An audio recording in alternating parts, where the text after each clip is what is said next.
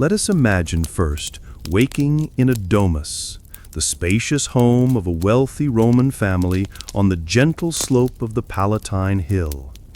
Here the silence is deeper, broken only by the chirping of sparrows in the garden peristyle.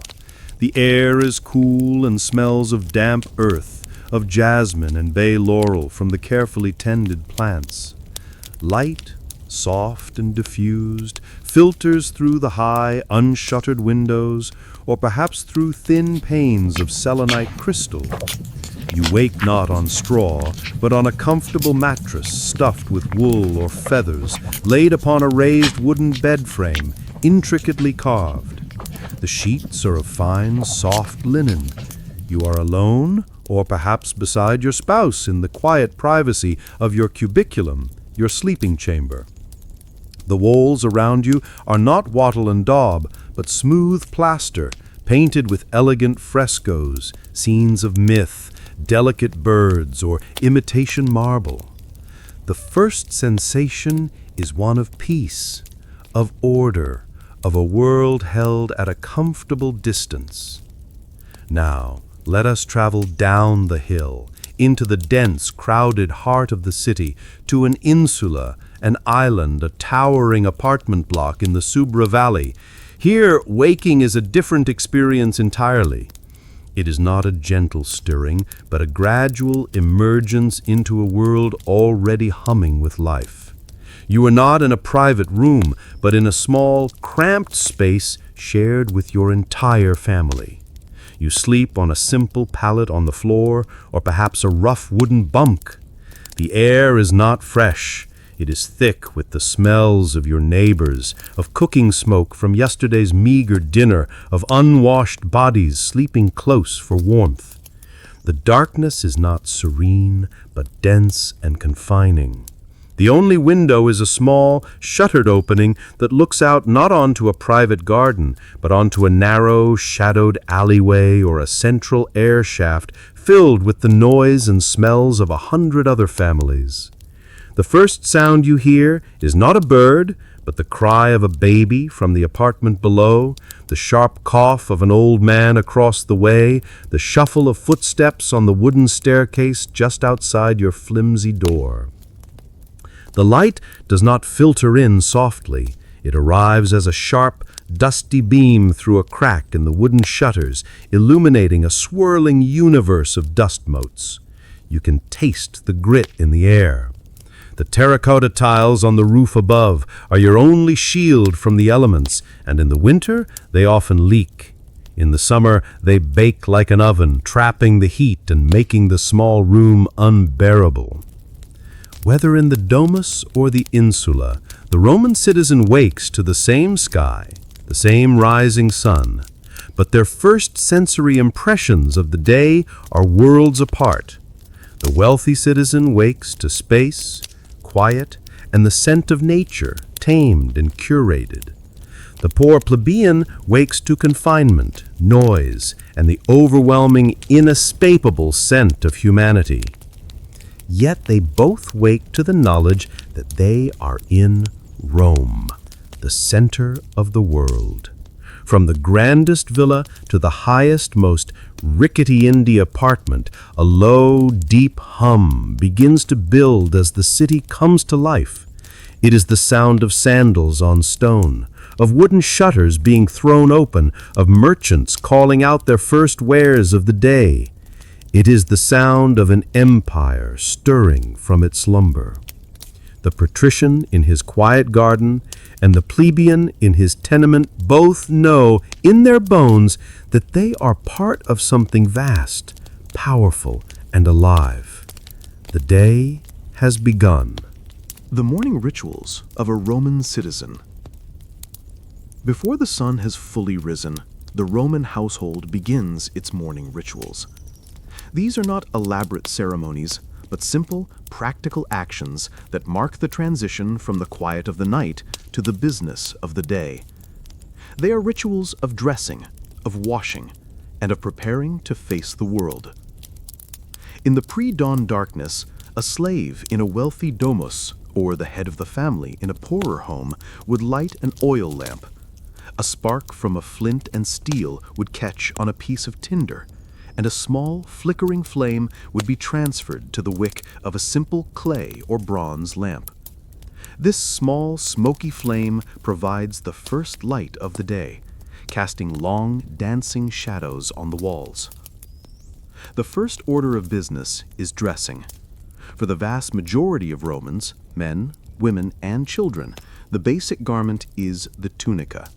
This is a simple, T-shaped garment, usually made of undyed, cream-colored wool or linen. It consists of two rectangular pieces of cloth sewn together with openings for the head and arms. It is slipped over the head and then gathered at the waist with a belt or a cord. For a laborer, the tunic would be short, ending above the knee for freedom of movement. For a person of higher status, it might be longer, reaching the ankles. This is the essential all-purpose garment of Roman life. You work in it, you eat in it, and you often sleep in it. For most people, this is all they will wear for the day. However, if you are an adult male citizen and you have business to conduct in the forum or a formal visit to make, you must don the toga. The toga is not a piece of clothing, it is a statement. It is the national garment of Rome, a symbol of citizenship and status that non-citizens and slaves are forbidden to wear. It is a massive, semicircular piece of heavy white wool, nearly 20 feet long. Putting on a toga is not a task one can easily do alone. A wealthy Roman would be dressed by his slaves, who were skilled in the complex art of draping and pleating. The cloth is wrapped around the body, over the left shoulder, under the right arm, and then back over the left shoulder again, with the folds carefully arranged to create a dignified and impressive appearance. The toga is cumbersome, hot, and impractical, but to wear it is to wear your Roman identity on your sleeve, or rather, over your shoulder. Once dressed, the Roman performs their morning ablutions. In a wealthy home, a slave would bring a basin, often made of bronze, and a pitcher of cool water. In a poorer home, the family would share a single clay bowl. The ritual is simple: a splash of water on the face to wash away the sleep, and a rinsing of the hands. There is no soap for the body. The water itself and the friction of the hands is the cleaning agent. The mouth is rinsed with water. For cleaning the teeth, a Roman might use a frayed stick, as we have explored in other histories, or a finger wrapped in a linen cloth, perhaps dipped in a tooth powder made of crushed bone or eggshell. For men, shaving is another important part of the morning ritual, at least in the high imperial period, when beards were out of fashion. A Roman man would go to a tonsor, a barber, whose shop was a social hub filled with gossip. There, with a sharp bronze razor and no lather to speak of, the barber would provide a close, if often painful, shave. A home shave, assisted by a slave, was also an option for the rich. The morning meal, the ientaculum, is brief and simple. It is rarely a sit-down family affair. It is more often a piece of bread, perhaps dipped in wine or olive oil, eaten while standing. Or it might be a small wedge of cheese and a few olives. It is a quick fuel-up for the day ahead. The final act of the morning ritual is a spiritual one. In the atrium of the domus, the head of the family, the pater familias, would approach the household shrine, the lorarium. Here, he would offer a small pinch of salted flour or incense to the lares and penates, the guardian spirits of the family and the household. This was a quiet, personal moment of devotion, ensuring the god's continued protection over his home and his family for the day to come. With these rituals complete, dressed, washed, fed, and having paid respect to the gods, the Roman is ready. The sun is now climbing over the rooftops. The door is unbolted, and they step out into the street, ready to merge with the great flowing river of Roman life. Water from the aqueducts. One of the defining sounds of ancient Rome was the constant soothing murmur of moving water. In a city of 1 million people, in an age before modern plumbing, the Roman state achieved something miraculous. It made clean, fresh water and abundant and accessible public luxury. This miracle was the work of the aqueducts. As our Roman citizen steps out into the morning, one of their first destinations might be a public fountain. These were not just functional spouts, but often ornate structures of marble and stone, decorated with carvings of gods, heroes, and mythical creatures. From the mouths of these statues, a continuous stream of cool, clear water flowed day and night into a large stone basin below. This water was a gift from the emperor, a gift from the gods, but most of all, a gift from the brilliant anonymous engineers of Rome. It had traveled for miles, sometimes for over 50 miles from the hills and mountains that surrounded the city. It flowed through a network of 11 major aqueducts, a web of channels, tunnels, and magnificent arched bridges that crisscrossed the landscape. Building an aqueduct was a monumental undertaking. Roman engineers, using only simple surveying tools like the groma and the korobates, a type of spirit level, were able to calculate a precise, gentle downward gradient over vast distances. The water flowed by the power of gravity alone. Where the aqueduct had to cross a valley, they built those iconic soaring arches that still stand today as a testament to their skill. Where it had to pass through a hill, they dug a tunnel through solid rock. The result was that hundreds of millions of liters of water poured into the city of Rome every single day. This was more water per person than many modern cities can provide. And this abundance shaped every aspect of Roman life. At the public fountain, people from all walks of life gather. A slave from a wealthy house fills a large clay amphora for his master's kitchen. A woman from a nearby insula fills her family's buckets for the day. A thirsty traveler cups his hands and drinks directly from the stream. Children splash and play in the overflow. The fountain is a social hub, a place to meet, to gossip, to wait your turn, and to feel the cool spray on a hot day. The water itself was generally clean and safe. The Romans understood that the best water came from high springs, and they built settling tanks along the aqueduct line to allow silt and impurities to sink to the bottom. While the water in the city's rivers, like the Tiber, was polluted and unsuitable for drinking, the aqueduct water was a source of health and vitality. This constant flow of water did more than just provide for drinking and cooking. It was the lifeblood of the city's hygiene. It fed the great public bathhouses where citizens could soak and socialize. It flushed the public latrines, carrying waste away into the city's main sewer, the Cloaca Maxima, a massive underground channel that emptied into the Tiber. Life in a Roman apartment, insula. The grand marble villas of the Roman elite, with their peaceful gardens and spacious atriums, occupy a large space in our imagination of Rome. But for the overwhelming majority of the city's inhabitants, home was a far different place. For the shopkeeper, the artisan, the dockworker, and the countless other ordinary Romans, home was a small room in a sprawling, chaotic, and often dangerous apartment block known as an insula. The word insula literally means island, and it's a fitting name. These massive buildings rose from the crowded city grid like sheer-sided islands of brick, timber, and plaster. They could be 5, 6, even 7 stories high, the skyscrapers of the ancient world.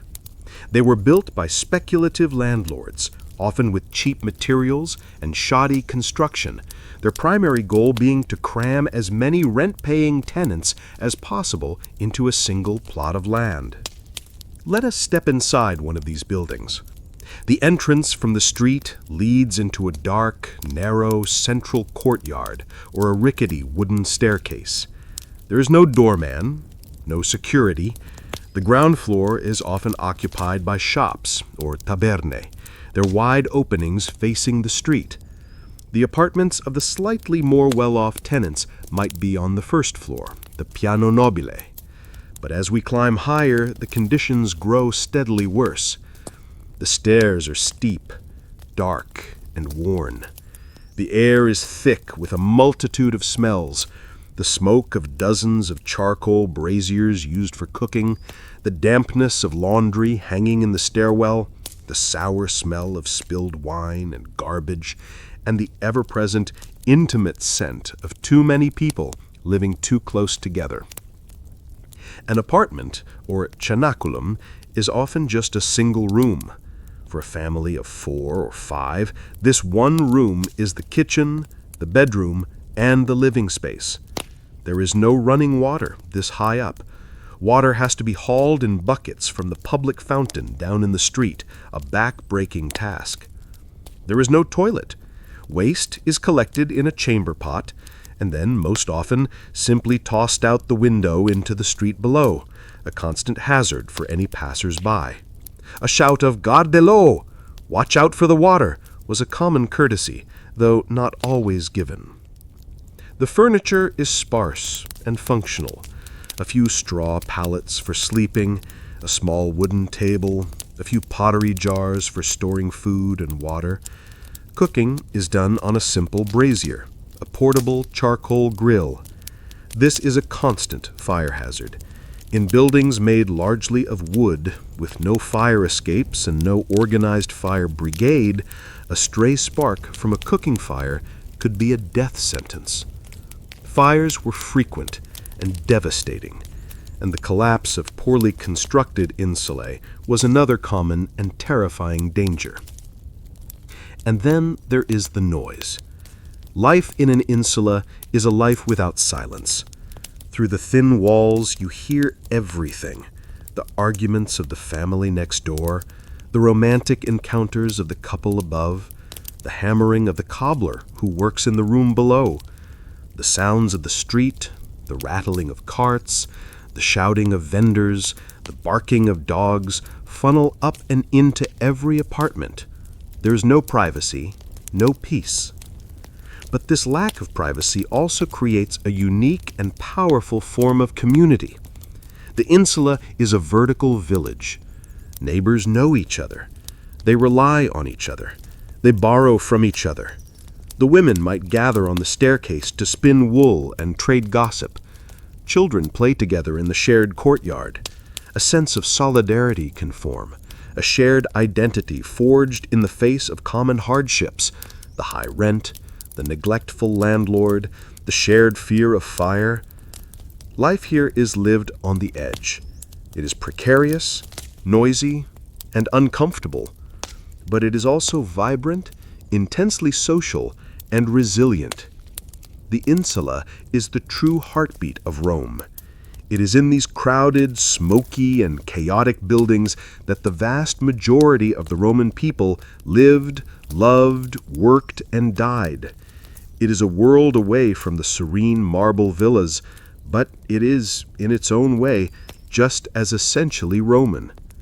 It is the raw, beating, and irrepressible life of the greatest city on earth. The smell of the street. To walk through a Roman street at the height of the empire's power was to be immersed in a sensory experience of overwhelming intensity, and no sense was more engaged than the sense of smell. The air of Rome was not a neutral medium. It was a thick, complex soup of odors, a constant and powerful presence that told the story of the city and its people. Let us take a slow, imaginary walk, and let our noses be our guide. We begin in a residential neighborhood, in a narrow street lined with towering insulae. The first and most fundamental smell is that of humanity itself, the scent of a million unwashed bodies, of sweat, of stale breath, of the smoky residue that clings to clothes and hair. It is not necessarily foul. It is the base note of the city's perfume, a warm animal scent of life. Mingling with this is the sharp ammoniac tang of urine thrown from the windows above, and the deeper, earthier smell of human and animal waste in the open gutters that run down the center of the street. This is a smell that the Roman nose is accustomed to, a simple fact of urban life. As we turn a corner onto a wider commercial street, the scentscape changes. The warm, yeasty, almost divine smell of baking bread wafts from a pistrinum, a commercial bakery. It is a smell of comfort, of sustenance, the smell of the city's daily bread. It is a scent so powerful it can momentarily erase all others. But then another, more challenging aroma asserts itself. It is the sharp, salty, and intensely pungent smell of garum, the ubiquitous Roman fish sauce. From a small shop, a taberna, the smell pours out. The sauce, made from fermented fish guts, is a staple of Roman cooking, used in almost every dish. To the Roman palate, it is the taste of home. To the uninitiated nose, it is a powerful, almost aggressive stench. Next door, a cook shop, a thermocunium, offers its own bouquet of smells. The sizzle of sausages cooking on a grill, the sharp scent of garlic and onions, the sweet aroma of figs and dates piled high in a basket. The air is thick with the promise of a quick, hot meal. We continue our walk, passing a temple. The air here changes again. It is heavy with the scent of burning incense, of frankincense and myrrh, a sweet, resinous, and holy smell, designed to please the gods and cover the less pleasant odor of a recent animal sacrifice, the coppery smell of blood and the greasy smell of burning fat. Down another alley, we encounter the acrid, chemical stench of a fulanica, a laundry and cloth dyer's workshop. Here, clothes are being cleaned in large vats of stale urine and trampled underfoot, and the air is thick with the smell of ammonia and other chemicals used in the dyeing process.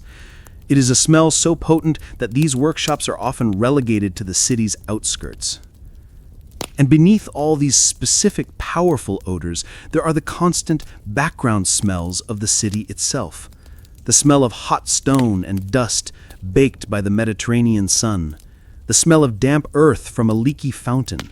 The scent of the thousands of animals that share the city with the people. The manure of the mules and oxen pulling carts. The musky scent of a flock of sheep being driven to market.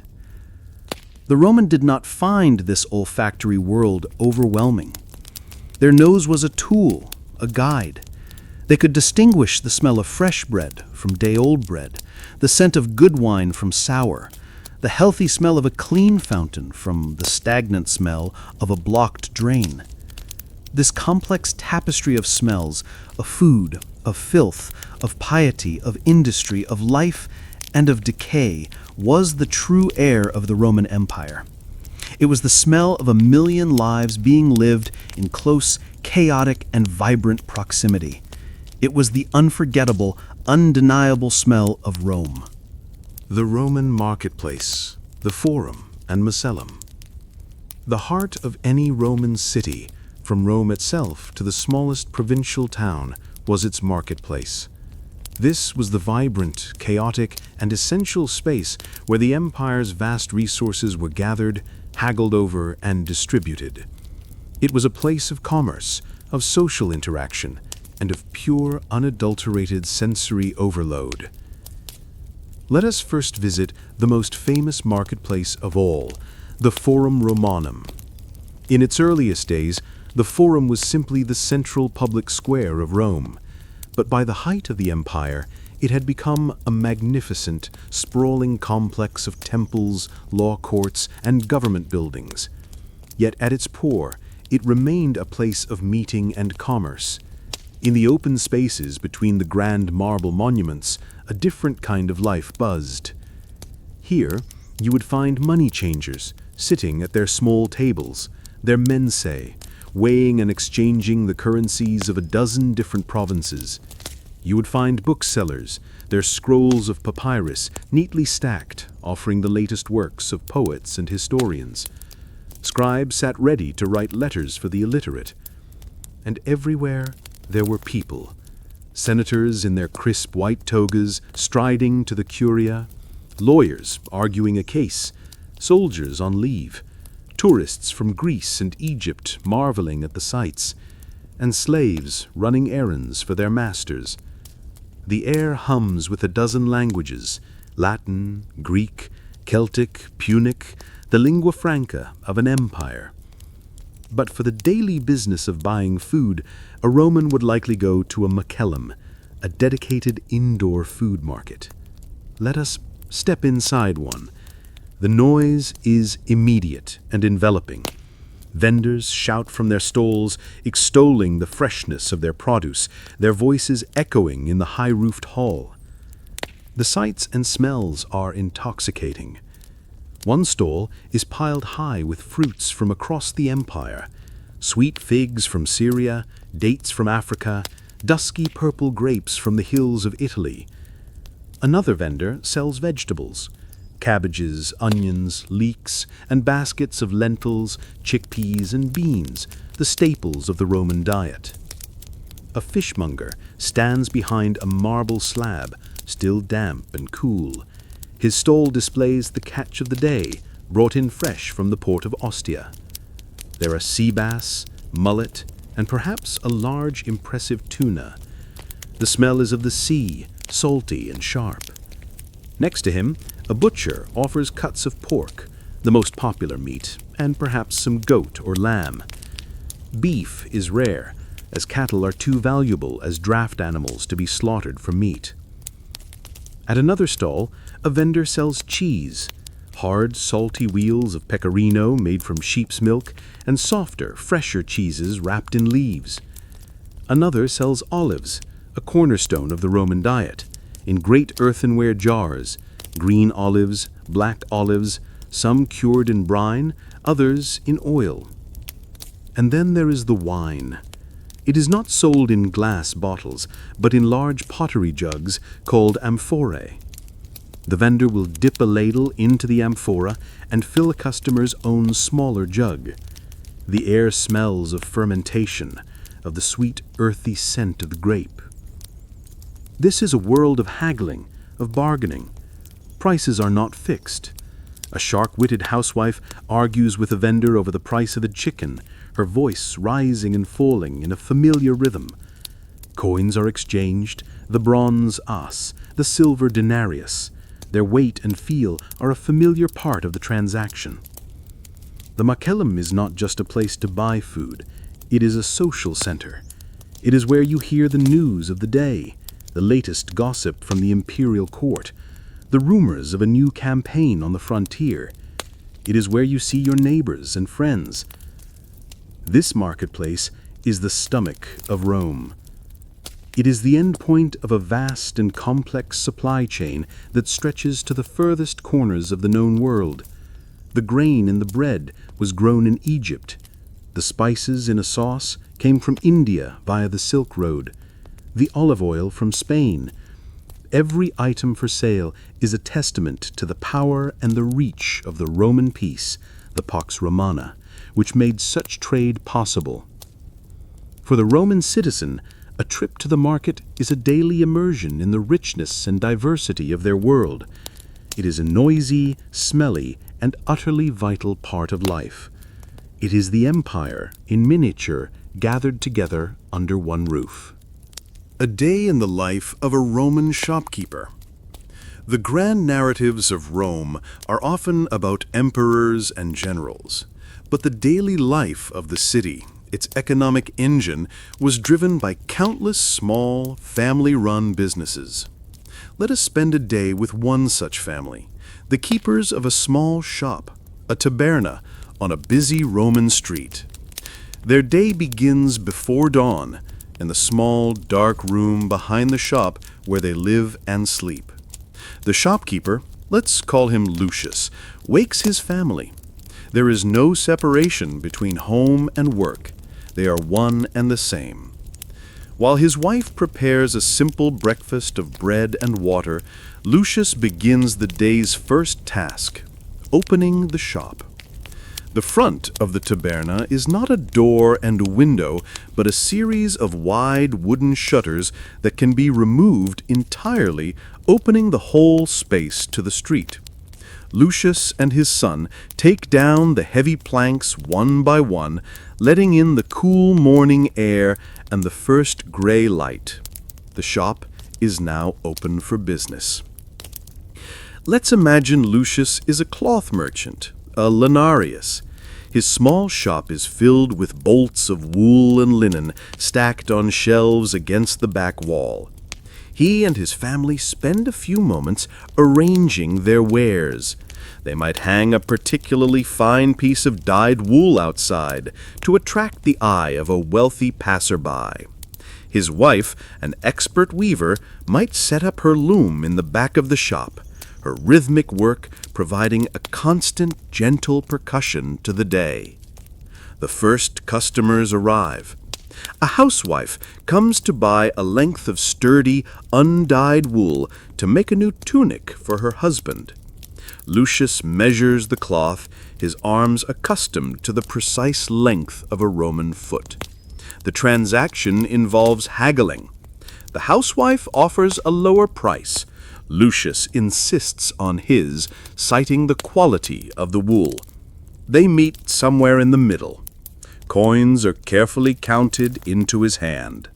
Every sale is a small, personal negotiation.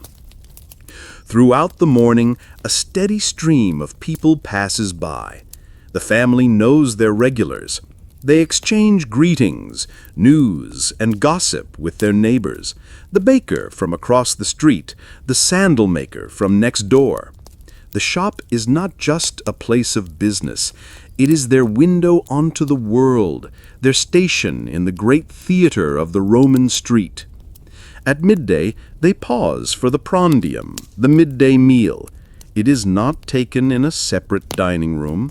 They simply sit on stools in the back of the shop and eat a meal of bread, cheese, and olives, perhaps washed down with a cup of cheap, watered-down wine. Business does not stop.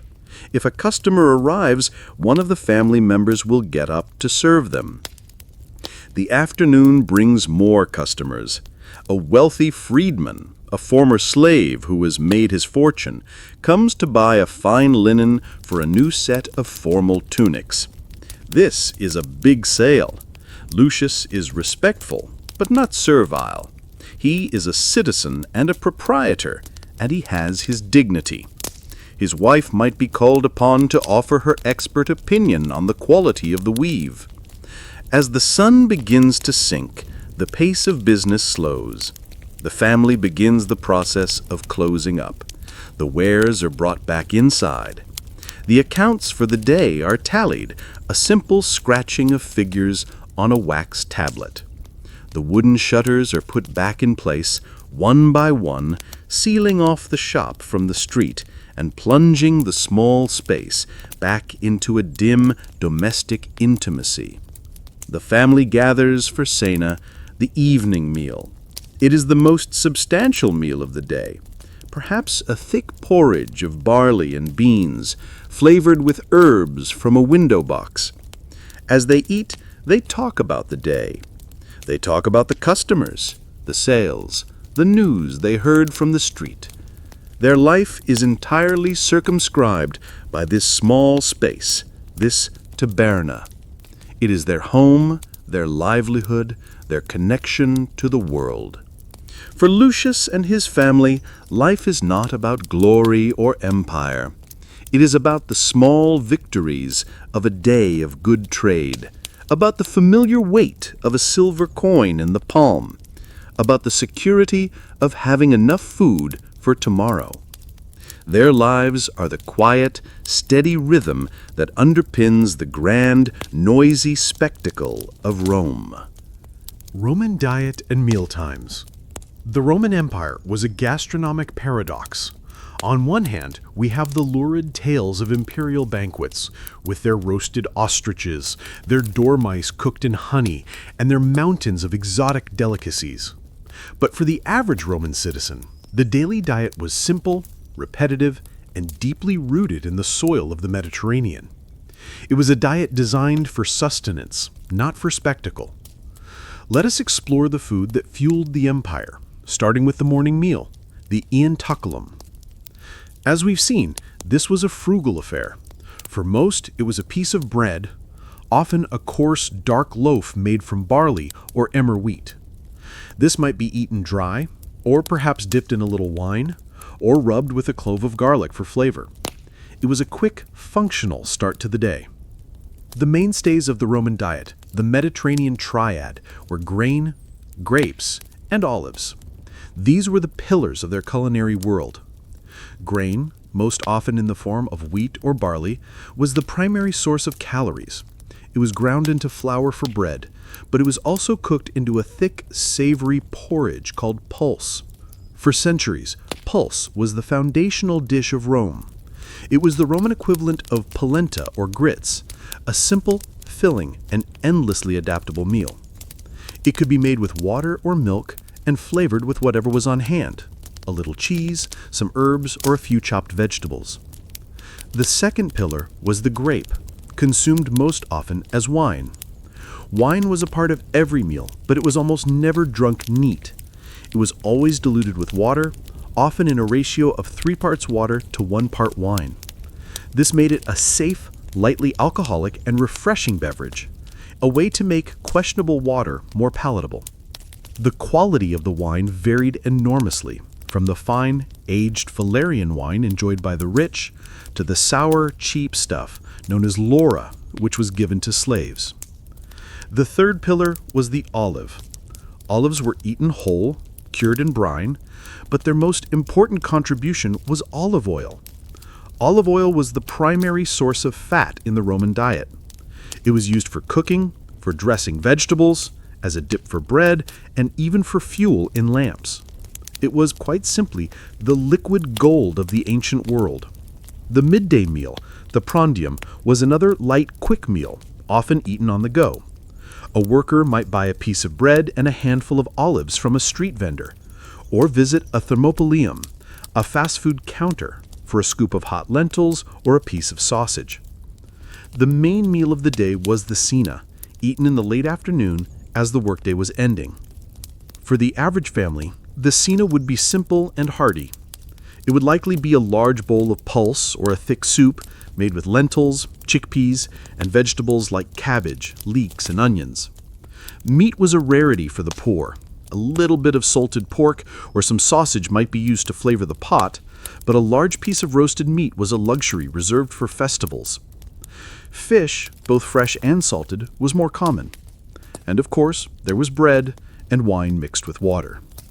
For the wealthy, however, the cena was a different world entirely. It wasn't just a meal, it was a theatrical performance.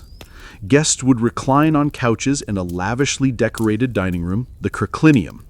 The meal would consist of multiple courses, starting with appetizers like eggs, salads, and shellfish. The main courses would feature a spectacular array of roasted meats and fish, often disguised to look like other things, a favorite trick of Roman chefs. There would be game birds, wild boar, and exotic seafood, all covered in complex, spicy sauces, often based on the pungent fish sauce, garum. The meal would end with fruit, nuts, and sweet honey cakes. This was food as a display of wealth, power, and worldliness.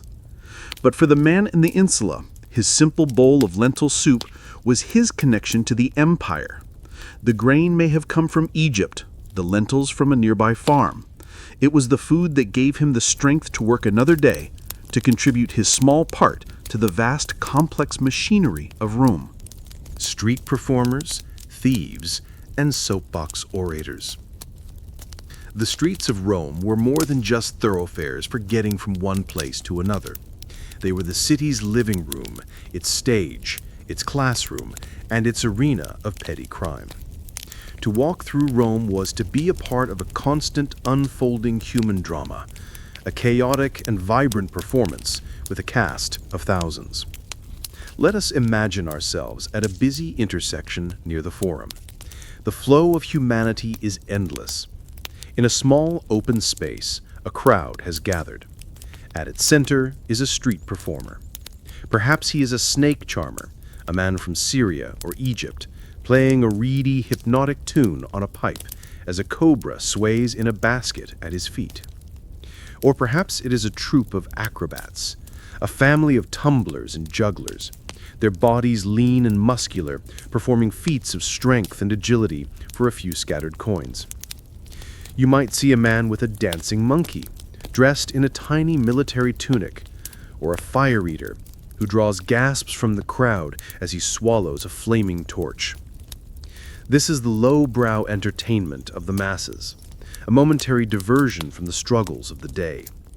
The performances are short, sharp, and designed to capture the fleeting attention of the crowd. A little further down the street, another, more serious crowd has formed. Here a man stands on a small stool or a set of steps. He is a philosopher, perhaps a stoic or a cynic, recognizable by his long beard and simple, coarse cloak. He is not performing for money, but to spread his ideas. He speaks in a loud, clear voice, his words cutting through the din of the street. He speaks of virtue, of duty, of how to live a good life in a corrupt world. Some people listen intently, nodding in agreement. Others heckle him, laughing at his earnestness. This is the soapbox of the ancient world, a place of public debate and intellectual jousting. There are also storytellers who can hold a crowd captive with tales of myth and history, and poets who recite their latest verses, hoping to attract the attention of a wealthy patron who might support their art. But not all the street's inhabitants are so benign. Woven into the fabric of these crowds are the predators, the pickpockets, the purse snatchers, the cut purses. They move with a silent, practiced skill. While the crowd is distracted by the acrobats or the philosopher, a nimble hand slips into a pouch. A sharp knife slits the cord of a money bag. The theft is over in an instant. The victim may not realize they have been robbed for hours. There are also the charlatans and the quacks. A man sells magical amulets that he promises will ward off the evil eye. Another sells a potion that he claims will cure any illness, a foul-smelling concoction of herbs and wine. There are fortune-tellers who will read your palm or interpret your dreams for a small fee, their predictions always vague enough to be true. The Roman street is a constant negotiation, a test of your awareness. You must keep your wits about you, your hand on your purse. You must learn to distinguish the genuine performer from the fraud, the honest merchant from the thief. The authorities, in the form of the urban cohorts or the vigiles, the city watchmen, patrol the streets, but they cannot be everywhere. For the most part, you are on your own. This teeming, chaotic, and often dangerous street life was the very essence of Roman urbanity. It was a place of opportunity and of risk, of high-minded philosophy and of lowbrow entertainment, of commerce and of crime. It was a world where 1,000 different stories were unfolding at once, a relentless 24-hour performance on the grandest stage on earth. To navigate it successfully was to be a true Roman. The power of the bathhouse. Of all the public institutions that defined Roman urban life, none was more central, more beloved, or more essentially Roman than the public baths, the thermae. The baths were far more than just a place to get clean. They were the city's social engine, a place of health, leisure, politics, and gossip. For a few small coins, any Roman citizen could enter a world of architectural splendor and watery luxury. Let us join the crowds heading to the baths in the early afternoon, the most popular time to go. We might be visiting one of the colossal imperial baths, like the baths of Caracalla or Diocletian, vast complexes that could hold thousands of people at once, or a smaller neighborhood bath. The experience, in its essence, is the same. We enter first into the apoditerium, the changing room. It is a large hall lined with small niches or cubbies where we can store our clothes. Here we strip off our tunics and leave our everyday identity behind. In the baths, stripped of the status symbols of our clothing, we are all, for a time, equal. We wrap a simple linen cloth around our waist and head into the complex. The first stop is often the palestra, an open-air courtyard for exercise. Here, men are engaged in various sports. Some are lifting weights. Others are wrestling or playing a game of trigon, a fast-paced ball game involving 3 players. The idea is to work up a sweat, to open the pores before entering the heated rooms. From the palestra, we move into the tepidarium, the warm room. The air here is pleasantly warm, heated by the Roman system of central heating, the hypocaust. Hot air from a furnace circulates under the raised floor and through channels in the walls, heating the room to a comfortable temperature. This is a room for acclimatization, a place to sit on a warm marble bench, to relax, and to begin to perspire gently. The air is steamy, the light soft. Next, we proceed to the heart of the bathing experience, the caldarium, the hot room. The heat in here is intense. The floor is almost too hot to stand on, and the air is thick with steam.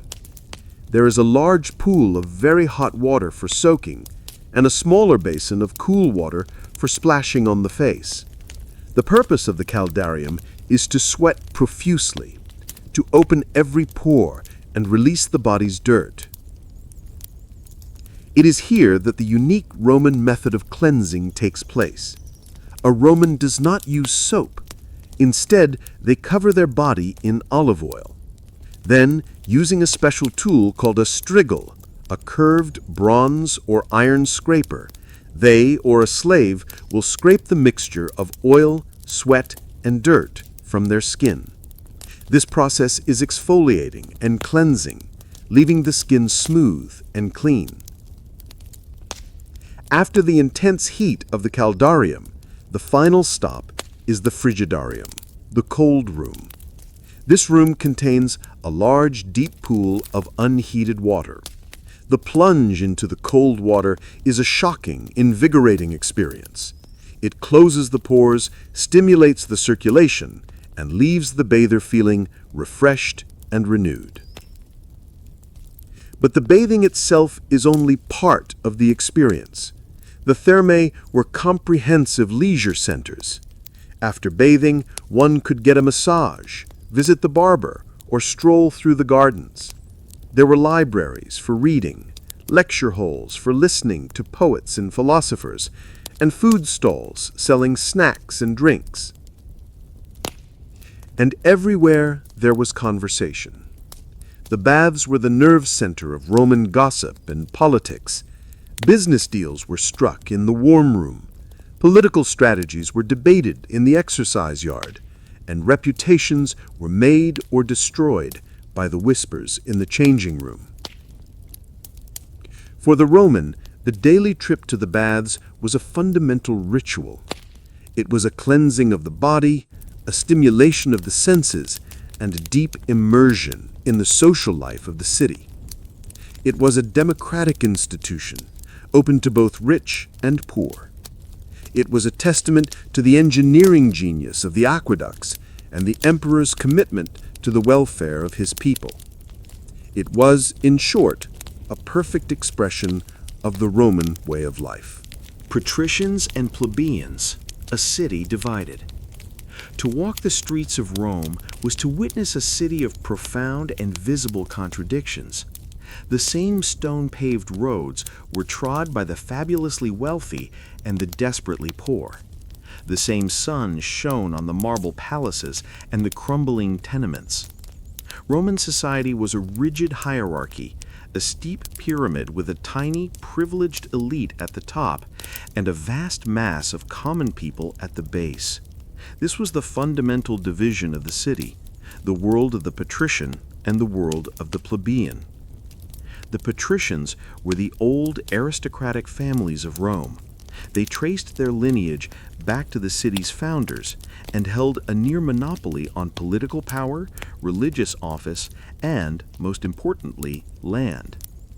A patrician lived a life of immense privilege, insulated from the daily struggles of the common man. His home was not a room in an insula, but a sprawling domus, a private house built around one or more open courtyards. His floors were decorated with intricate mosaics, his walls with vibrant frescoes. His life was made comfortable by a large staff of slaves who cooked his food, cleaned his home, and educated his children. His dress was a symbol of his status. When he went out, he wore the toga, its heavy white wool a sign of his citizenship and his freedom from manual labor. His wife, the matrona, would be adorned with fine jewelry and draped in silks imported from the Far East. Their lives were governed by a complex code of etiquette, of formal dinners, of political maneuvering, and of managing their vast estates. The plebeians, or plebs, were everyone else. They were the shopkeepers, the artisans, the laborers, the farmers, the great mass of Roman citizenry. A plebeian's life was one of work, of struggle, and of dependence. His home was a rented room in a crowded insula. He wore a simple, functional tunic, often of rough, undyed wool. His hands were calloused from his labor. This great divide was bridged by a uniquely Roman institution, the system of patronage. A poor plebeian, a cliens, would attach himself to a wealthy patrician, his patronus. This was a relationship of mutual obligation. Each morning the cliens would perform the salutatio, a formal morning greeting at his patron's house. He would wait in the atrium along with dozens of other clients to pay his respects. In return for this daily display of loyalty and for his political support, the client would receive a small daily handout, the sportula. This might be a few coins or a basket of food, enough to help his family survive. The patron, in turn, gained prestige and political power from the size of his entourage. A powerful man was one who was followed through the forum by a large crowd of his clients. This system bound the rich and poor together in a complex web of dependence and duty. The state also recognized the need to manage the vast plebeian population. The city of Rome was a notoriously restless and volatile place. To keep the masses pacified, the emperors employed a policy famously described as bread and circuses. The bread was the annona, the monthly dole of free grain given to hundreds of thousands of Roman citizens. This was a massive welfare program that ensured the city's poor did not starve.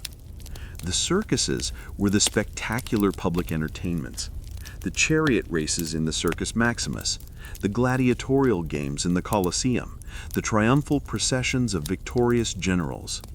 These bloody, thrilling, and free spectacles were a powerful tool of social control, a way to distract the populace from their hardships and to remind them of the power and glory of the empire. So while the patrician and the plebeian lived in vastly different worlds, their lives were intimately intertwined. The plebeian depended on the patrician's handout and the emperor's grain. The patrician depended on the plebeian's deference and political support. They walked the same streets, they worshipped the same gods, they watched the same games, but one lived a life of gilded security while the other lived a life of constant, grinding uncertainty. This was the great foundational inequality upon which the magnificent edifice of Rome was built. Slavery in everyday life.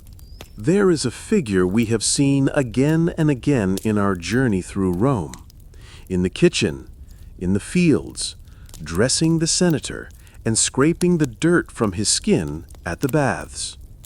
This figure is the Roman slave. It is impossible to understand Roman society without understanding the institution of slavery. It was the bedrock of the economy, the foundation of the elite lifestyle, and a source of constant, simmering fear. Slavery was not a marginal practice. It was everywhere, woven into the very fabric of daily life. By the height of the empire, it is estimated that as much as a third of the population of Italy were slaves. They were not of a single race or ethnicity. They were captives of Rome's many wars: Gauls, Germans, Britons, Greeks, Syrians, Jews. They were the children of slaves, born into servitude. They were victims of piracy, or abandoned children, or individuals who had sold themselves into slavery to pay off a debt. A slave was not considered a person under Roman law. They were property, or res, a thing. They could be bought and sold, beaten, branded, and even killed by their master with near total impunity. Their lives were entirely subject to the will and the whim of their owner. In a wealthy household, slaves performed every conceivable task. There were cooks who prepared the elaborate meals, maids who cleaned the rooms and wove the cloth, and valets who attended to the master's personal needs. There were skilled slaves who served as tutors or pedagogy for the children, teaching them Greek and rhetoric. There were accountants who managed the family's finances, and scribes who wrote their letters. The comfort and leisure of the patrician family was built entirely on the labor of this invisible, unpaid workforce. The relationship between a master and a household slave could be complex. A favored slave, particularly a well-educated Greek, might become a trusted confidant and a part of the family in a way. But this intimacy was always shadowed by the absolute power of the master. A moment of carelessness or defiance could result in a brutal punishment. The threat of violence was a constant undercurrent. Life was far harsher for the vast majority of slaves who worked outside the home. On the great agricultural estates, the latifundia, gangs of slaves toiled in the fields from sunrise to sunset, living in crude barracks and overseen by a whip-wielding foreman. In the mines, for silver or gold, the conditions were even more horrific. Slaves, including women and children, worked in darkness, deep underground, in constant danger of tunnel collapses, their lives often brutally short. And then there were the gladiators. These were often slaves, prisoners of war, or condemned criminals, trained in special schools to fight and die for the entertainment of the Roman crowds. While a successful gladiator could achieve a strange form of celebrity, their life was one of violent discipline and the constant proximity of death. For a slave, the only glimmer of hope was the possibility of manumission, of being granted their freedom. A master could free a slave in his will, or for a payment, or as a reward for long and loyal service. A freed slave, a libertus or liberta, became a new class of person. They were not full citizens, but they were no longer property. Many freedmen were highly skilled and ambitious, and some went on to become successful businessmen, merchants, and even, in a few famous cases, fabulously wealthy. But the fear of slaves was a deep-seated anxiety in Roman society. The Romans were keenly aware that they were outnumbered by the people they enslaved. They lived in constant, low-level fear of a slave revolt, a fear punctuated by historical rebellions like the one led by Spartacus. This fear was used to justify the system's brutality. The harsh punishments were not just for the individual slave.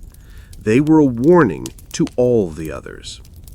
So as we walk the streets of Rome, we must learn to see the invisible. We must see the slave carrying his master's burdens, the slave sweeping the temple steps, the slave serving the wine at the banquet. Their labor is the fuel that runs the engine of the empire. Their silent presence is the great unspoken truth that lies beneath the glory of Rome. The life of a Roman senator. At the apex of Roman society, just below the emperor himself, stood the senatorial class. These were the men who governed the provinces, commanded the legions, and deliberated on the fate of the empire in the hallowed halls of the Senate House. The life of a senator was one of immense privilege, power, and public duty, but it was also a life of constant political calculation and personal risk. Let us follow a senator, a man like Pliny the Younger, through a typical day in Rome. His day begins before dawn with the salutatio. The atrium of his grand domus fills with his clients, the plebeians and lower-ranking officials who depend on his patronage. He greets them, listens to their requests, and dispenses small favors or sums of money. This is not just charity, it is the daily maintenance of his power base, a public display of his influence. After this, he makes his way to the forum. He does not walk alone. He is accompanied by his entourage of clients and slaves, a procession that parts the crowds before him. His destination is the Curia, the Senate House. It is a large, imposing, but relatively unadorned building, a symbol of the Republic's old, austere virtues. Inside, he takes his seat on the marble benches alongside several hundred of his peers.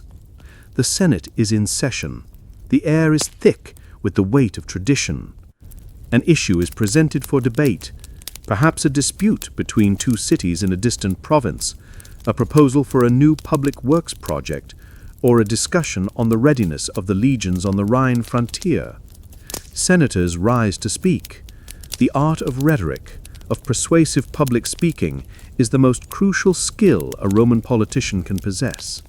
A well-delivered speech, filled with eloquent language and historical allusions, can sway the opinion of the House.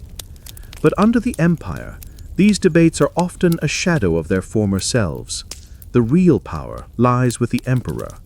The Senate's role is often to advise and, ultimately, to ratify the emperor's will. To speak too forcefully against the emperor's known position is a dangerous, even fatal career move. The senator must navigate a fine line between demonstrating his own wisdom and showing proper deference to the ultimate authority. After the session, the senator might attend to his other duties. He may be serving as a magistrate in one of the law courts, presiding over a trial. Or he might have business related to his own vast personal wealth, which is a prerequisite for being a senator. His fortune is based on land, great agricultural estates spread across Italy and the provinces, all managed by his slaves and overseers. The afternoon is for leisure, most likely a visit to the baths. Here, in a more relaxed setting, the real political work is often done. In the steamy heat of the caldarium or the quiet of the library, alliances are formed, secrets are exchanged, and conspiracies are whispered. The baths are a place to see and be seen, to gauge the political temperature of the city. The day culminates in the cena, the evening banquet. This is not the simple family meal of the common man. It is a lavish, multi-course affair, a critical tool for social and political networking. The senator hosts his peers, his powerful friends, and perhaps a rising young politician he wishes to cultivate. They recline on couches served by an army of slaves.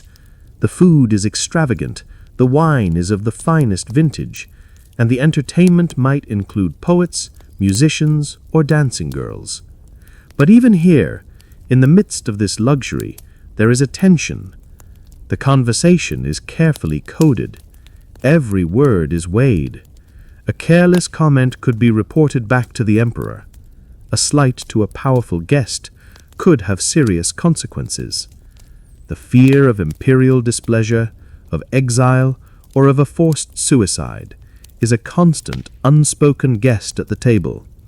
The life of a Roman senator is a life lived in public, a constant performance of power, dignity, and influence. It is a life of immense wealth and comfort, but it is built on a foundation of political anxiety and the ever-present dangerous reality of absolute power. Roman law and justice. The Romans were a people obsessed with law. They believed that law, order, and justice were what separated them from the barbarian peoples on their frontiers. Their legal system was one of their most enduring legacies, a complex and sophisticated framework that still influences legal thought today. But for the person on the street, Roman justice was not an abstract code, it was a public spectacle, a form of theater, and a system where the outcome often depended as much on who you were as on what you had done. The physical heart of Roman law was the basilica. This was not a church, but a huge, long hall, its roof held up by rows of columns that flanked the side of the forum. Inside a basilica, like the famous Basilica Julia, multiple trials could be happening at once, separated only by curtains. The space was open to the public, and it was always noisy and crowded. People would gather to watch the proceedings, much as we might watch a compelling television drama today. Let us imagine a trial in progress. A wealthy merchant is accusing a former business partner of fraud. The case is being heard by a magistrate, a praetor, who sits on a raised platform, his chair, the sella curulis, a symbol of his authority. There are no professional judges or lawyers in the modern sense. The magistrate is a politician, serving a term in office. The advocates for each side are men of the upper classes, skilled in the art of rhetoric. They are orators, and their job is to sway the magistrate and the jury, which is made up of other men of property. The trial is a performance. The accuser's advocate delivers a long, passionate speech, his voice ringing through the hall. He uses dramatic gestures, he quotes poetry. He attacks the character of the defendant, painting him as a man of low morals and deceitful nature. Then the defendant's advocate gets his turn. He responds with equal passion, defending his client's honor and trying to poke holes in the accuser's story. The focus is less on the fine points of legal evidence and more on character, on emotion, and on a persuasive narrative. The outcome of such a case depends heavily on the status of those involved. A wealthy, well-connected merchant has a significant advantage over a poor shopkeeper. A Roman citizen has rights that a non-citizen, a peregrinos, does not have, and a slave has almost no rights at all.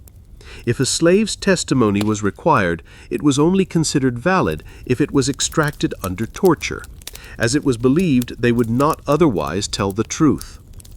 The punishments meted out also varied dramatically by social class. For a crime like theft, a man of high status might be fined or temporarily exiled. A man of lower status could be flogged, condemned to the mines, or, for a serious offense, crucified.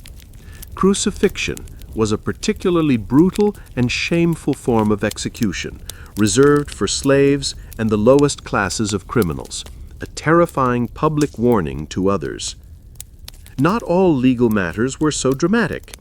For everyday disputes, a disagreement over a property line, a dispute over a contract, a citizen could simply approach the praetor in the forum.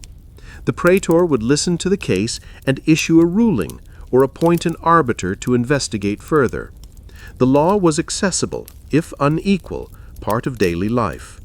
The Romans believed their law, the jus civile, was a gift to the world.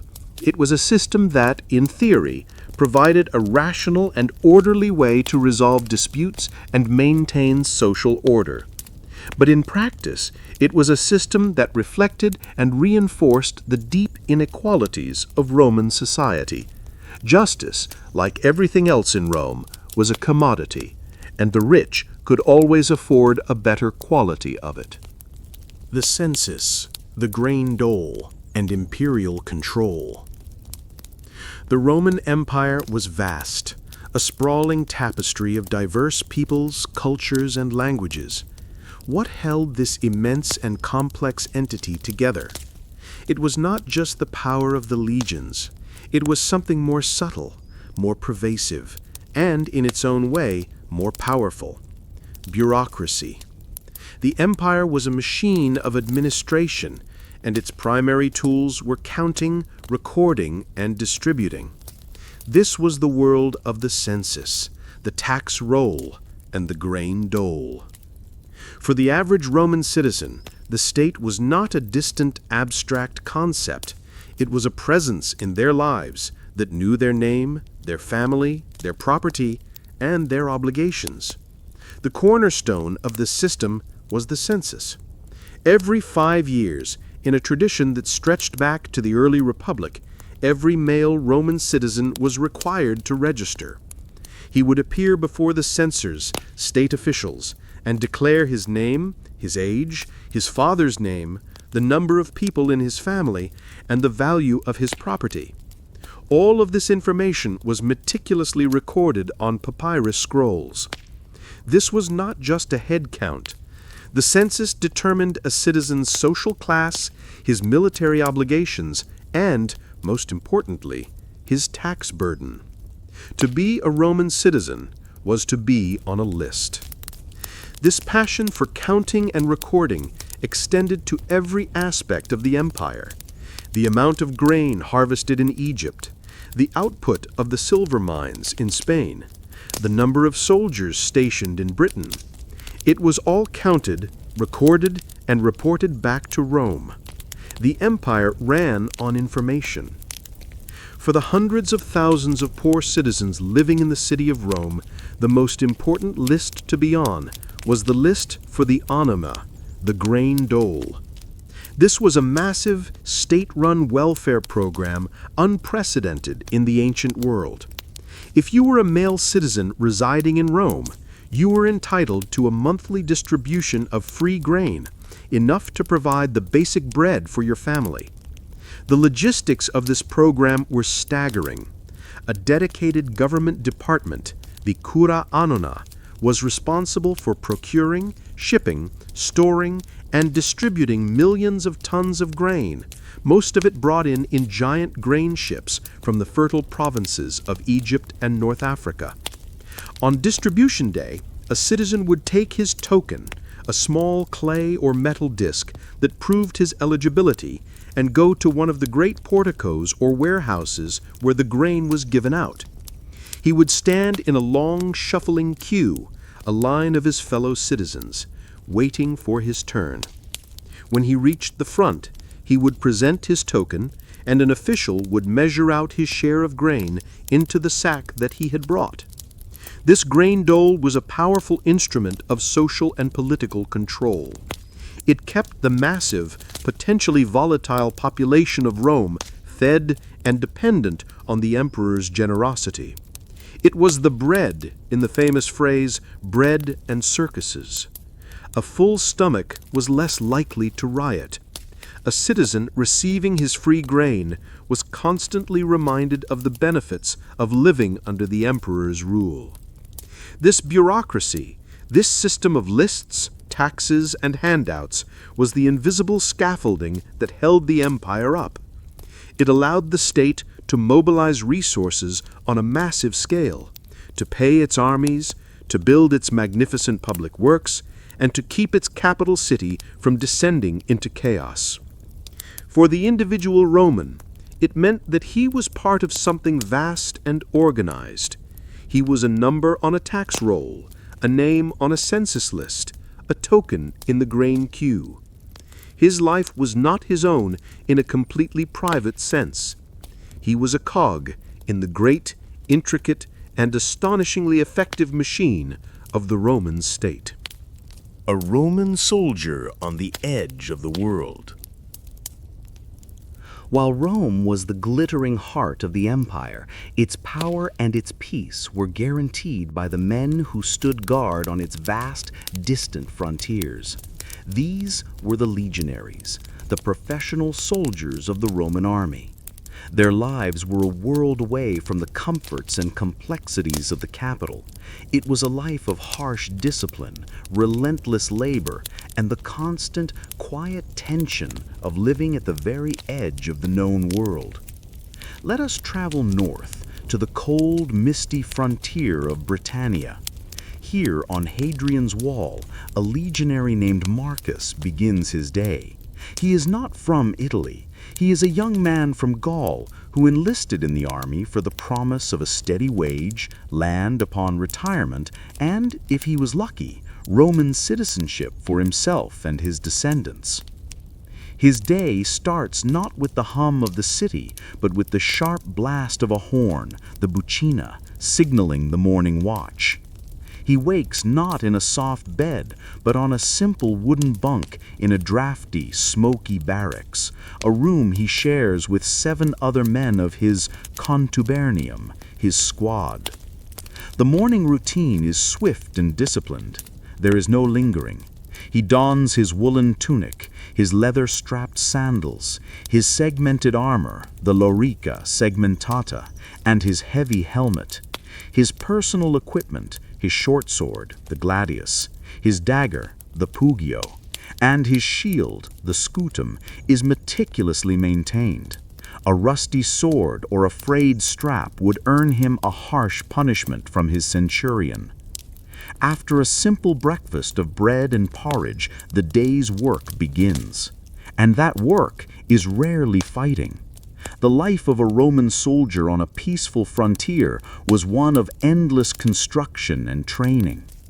Marcus and his unit might spend the day on patrol, marching for miles along the stone wall, their eyes scanning the bleak, rolling hills to the north for any sign of trouble from the unconquered tribes. Or they might be put to work on a construction detail. They are as much engineers and builders as they are soldiers. They build the forts, they pave the roads, they dig the defensive ditches, they quarry the stone. The empire was built and maintained by the sweat of its soldiers. The training is relentless and brutal. They practice marching in formation, responding instantly to the commands of the centurion and the calls of the horn. They train with their weapons, striking at wooden posts, honing the deadly, efficient stabbing motion of the gladius. The discipline is absolute. Disobedience or cowardice is punished severely, sometimes by death. But this harsh discipline forges an incredible bond between the men. The soldiers of his squad are his family. They work together, eat together, and would die for each other. The food is monotonous but plentiful: grain, beans, salted meat, and sour wine. It is fuel for the hard physical labor of their lives. In the evenings, there is time for leisure, but the options are limited. They might gamble with dice in the barracks, visit the small bathhouse in the fort, or spend their pay at the vicus, the civilian settlement that always sprang up outside a Roman fort with its taverns, its merchants, and its camp followers. Marcus's world is small. It is the fort, the wall, the road. But he is connected to the entire empire. The grain he eats might have come from Egypt, the wine from Spain. The coins in his purse bear the image of the emperor, a distant, godlike figure he will likely never see. He is a vital link in the great chain of Roman power. He dreams of home, of the warmer sun of Gaul. He writes letters, if he is literate, entrusting them to the imperial post that connects the frontier to the heart of the empire. He lives a life of routine, of discipline, and of a quiet, constant vigilance. He is the guardian of the Pax Romana, the Roman peace. His presence here, on this cold, windswept wall, is what allows the senator in Rome to debate in peace and the merchant to trade in safety. He is the hard, sharp edge of the Roman world. Life in a Roman provincial town. The Roman Empire was not just the city of Rome. It was a vast network of thousands of towns and cities scattered across 3 continents. To travel through the empire was to find Rome everywhere, replicated in miniature, from the hot sands of North Africa to the damp forests of Gaul. Let us visit one of these provincial towns, perhaps in southern Gaul, modern-day France, to see how Roman life was adapted and adopted by the conquered peoples. The town, at first glance, looks like a smaller version of Rome. It is laid out on a grid pattern with 2 main streets, the Cardo and the Decumanus, intersecting at the center. At this intersection is the Forum, the town's public heart. Here we find the same elements as in the capital: a basilica for law courts, a curia for the town council, and a temple dedicated to the Capitoline triad of Jupiter, Juno, and Minerva, as well as a temple for the imperial cult, the worship of the emperor. The town has its own bathhouse, perhaps not as grand as the baths of Caracalla, but a social center nonetheless. It has a theater for plays and an amphitheater for gladiatorial games and animal hunts. It is supplied with water by a smaller but still impressive aqueduct. In its public spaces, the architecture, the statues, the inscriptions, it is all unmistakably Roman. This is Romanization in action. The Romans understood that the best way to control their vast empire was not just through military force, but through culture. By providing the amenities of Roman urban life, they encouraged the local elites to adopt Roman ways. But if we listen closely, we hear a different story. In the marketplace, Latin is the language of business and administration, but the common tongue spoken by the shoppers is a local Celtic language. The people here look different. They may have fairer hair and wear a distinctive local style of cloak or trousers beneath their Roman-style tunics. If we visit the temple quarter, we will find something fascinating. Next to the grand temple of Jupiter, there might be a smaller shrine dedicated to a local Celtic god, like Epona, the goddess of horses.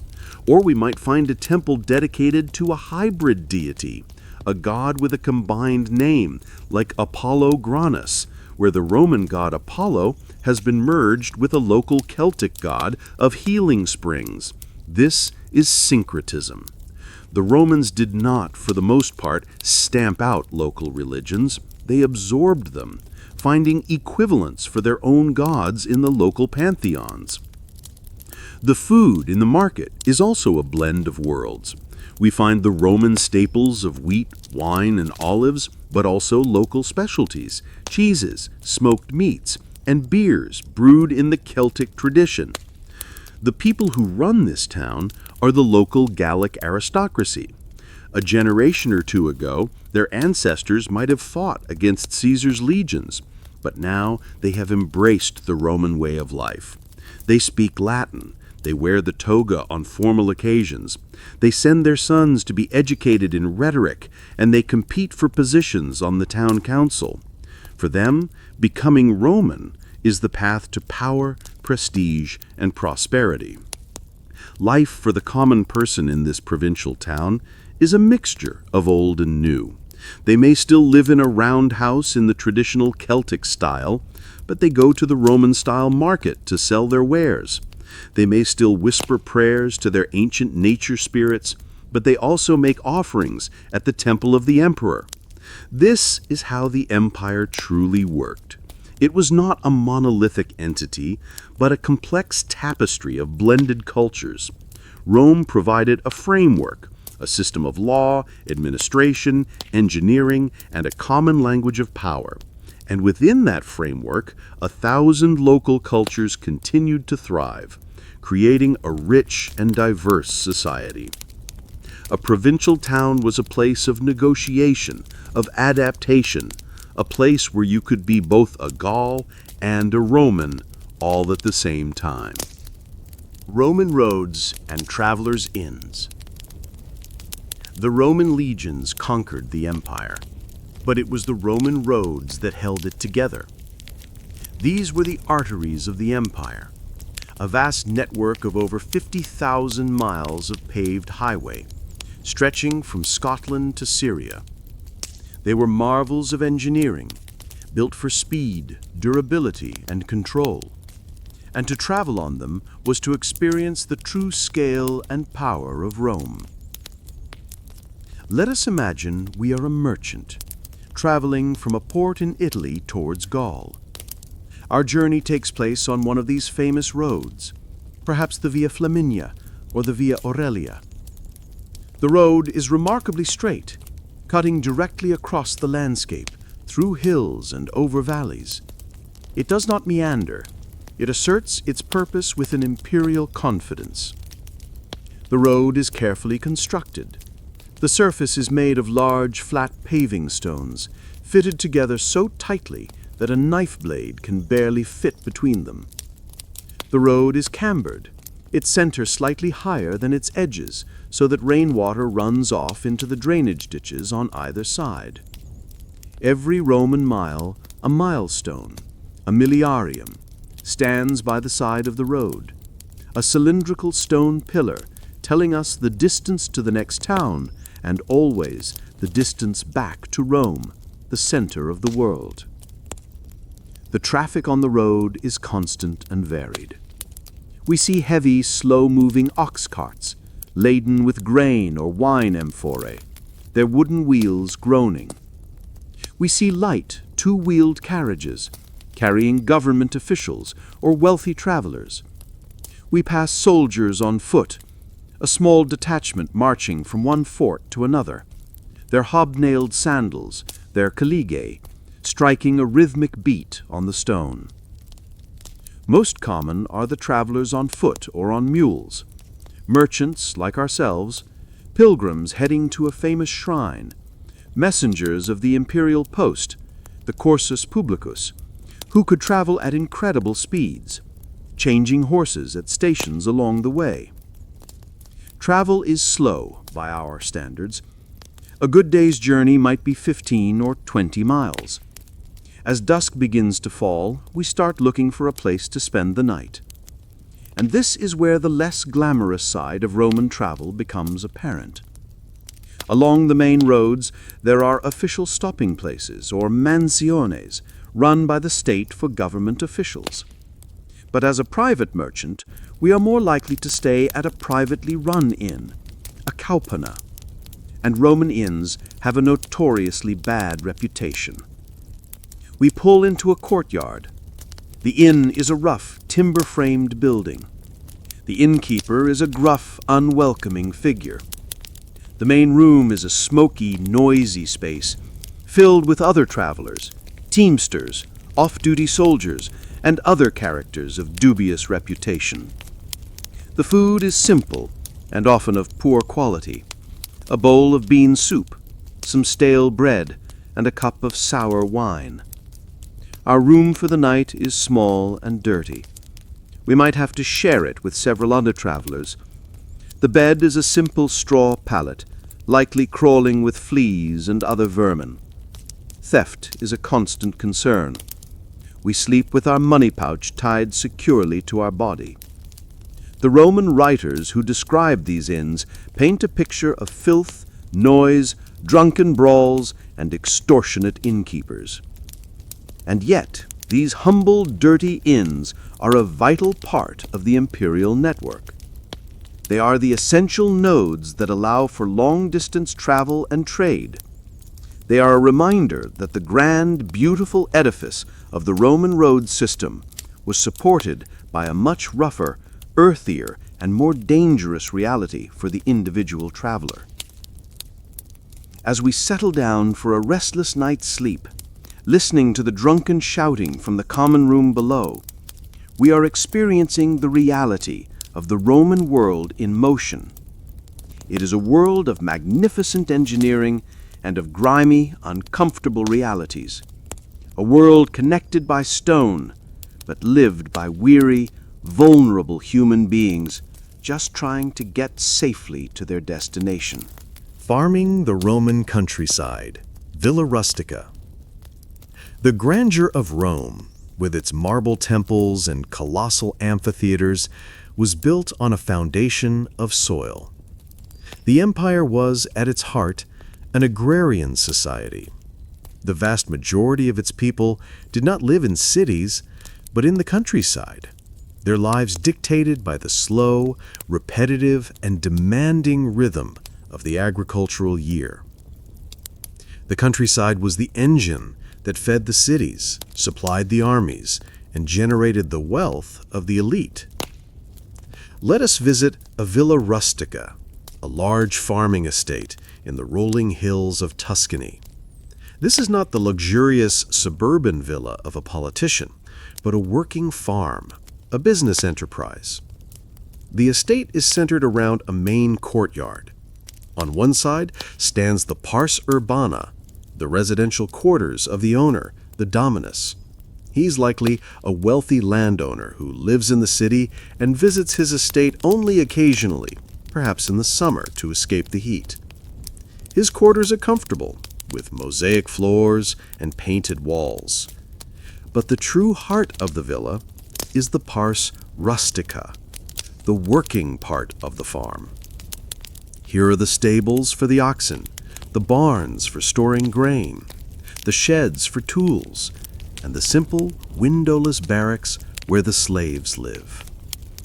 The workforce of the villa is almost entirely made up of slaves, overseen by a trusted slave foreman, the villicus. Their lives are one of ceaseless, back-breaking labor. They rise before the sun and work until it sets. Their tasks are dictated by the season. In the spring, they are in the fields, plowing the earth with heavy wooden plows pulled by oxen. They sow the wheat, the barley, and the beans that will form the basis of the Roman diet. In the late summer and early autumn, the harvest begins. This is the most intense period of the year. The slaves work in gangs, cutting the ripe grain with iron sickles. The air is filled with dust and chaff. The work is hot, sweaty, and exhausting. Then comes the grape harvest. The vineyards, which cover the hillsides, must be picked. The slaves carry heavy baskets of grapes to the villa's press. Here they stomp the grapes with their bare feet in a large stone vat, the sweet juice running into collecting pools. The smell of fermentation fills the air as the juice begins its transformation into wine. And finally, there's the olive harvest. The slaves beat the branches of the ancient, gnarled olive trees with long poles, causing the ripe olives to fall onto cloths spread on the ground. The olives are then taken to the villa's massive stone press, where they are crushed to extract the precious oil.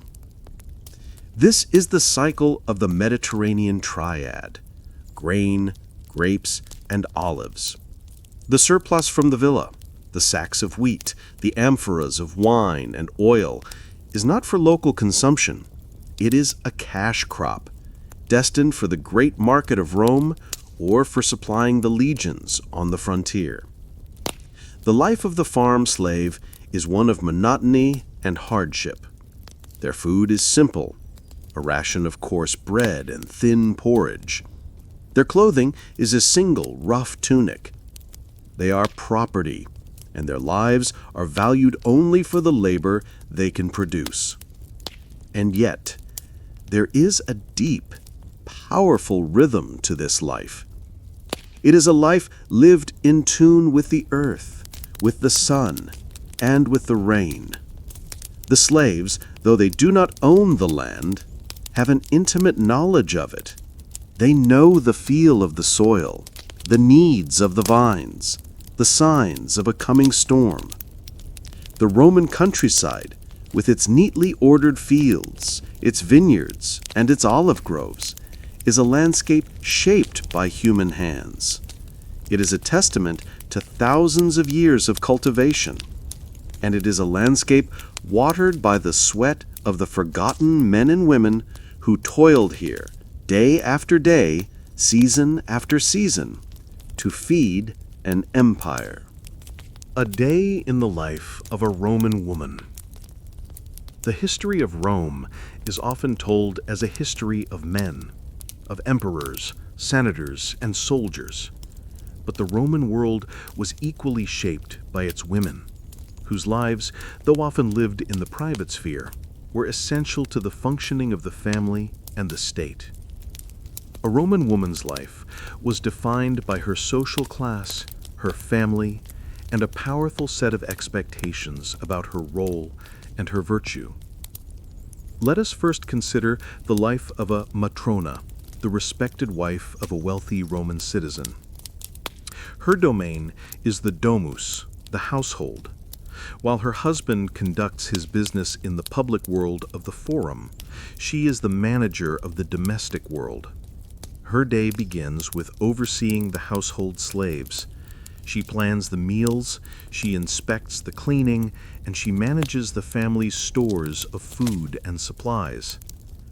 One of her most important and symbolic tasks is weaving.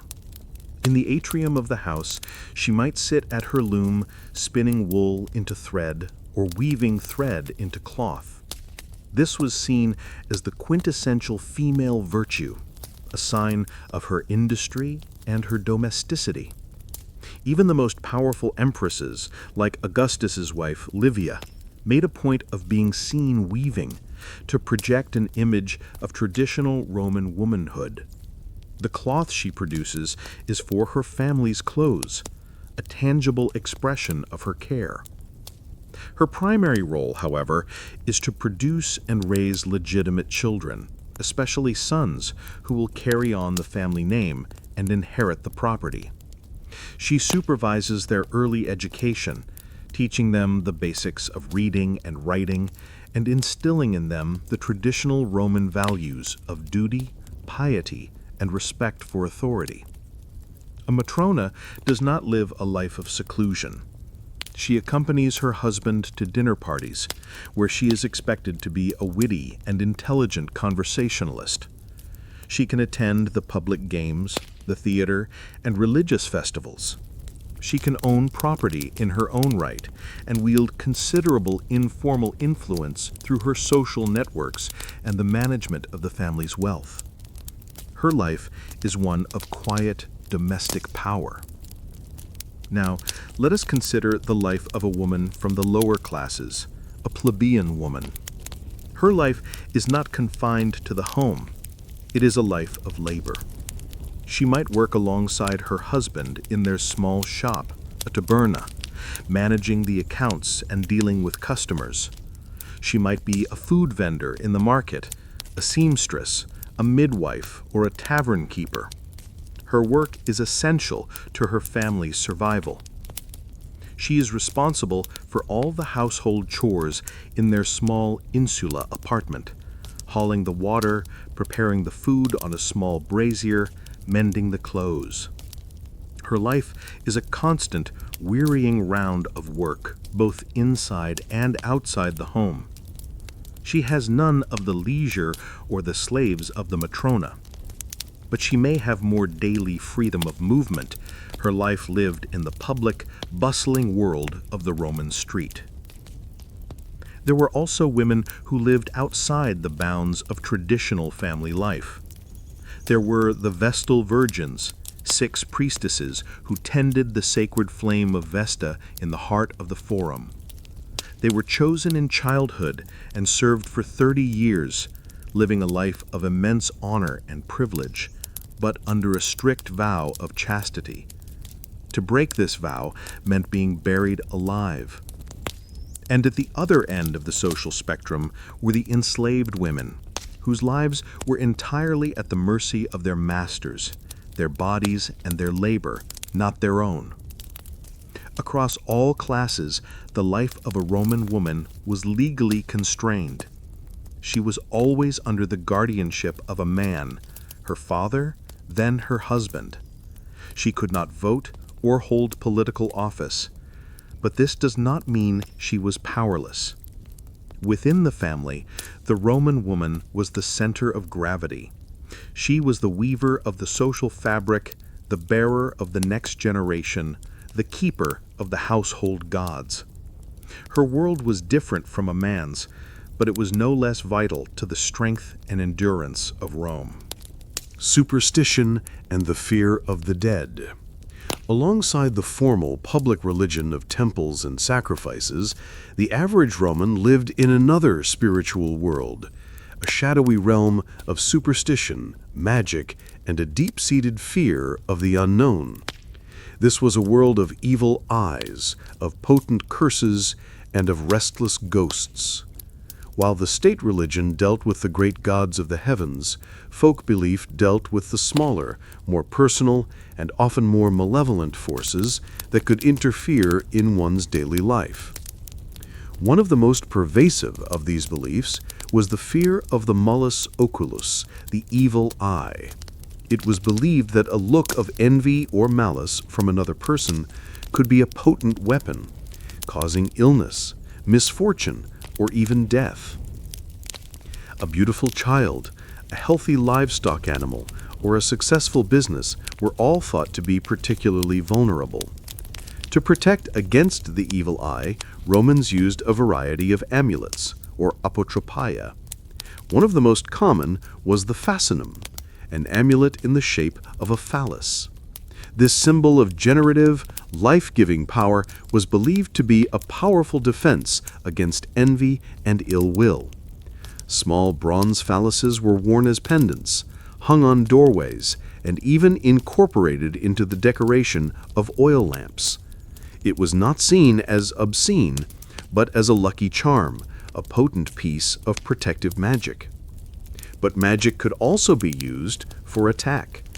If a Roman felt they had been wronged by a rival in business, a lover who had spurned them, or an opponent in a chariot race, they might resort to a curse. These curses were not just spoken, they were written down on thin sheets of lead.